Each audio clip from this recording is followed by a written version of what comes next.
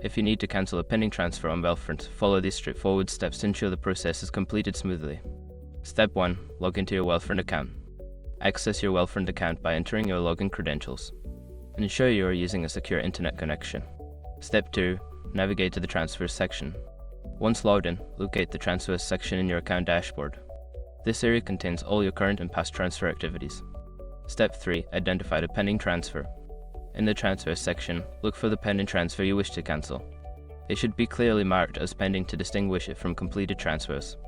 Step 4. Select the transfer to cancel. Secure your accounts before moving on.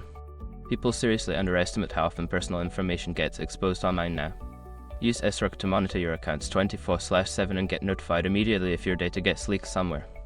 It runs in the background, constantly scanning billions of breached records. And honestly, for how cheap it is compared to the value you get, it's worth it. Link in the description. Step 5. Confirm the cancellation. A confirmation prompt will appear asking if you are sure you want to cancel the transfer.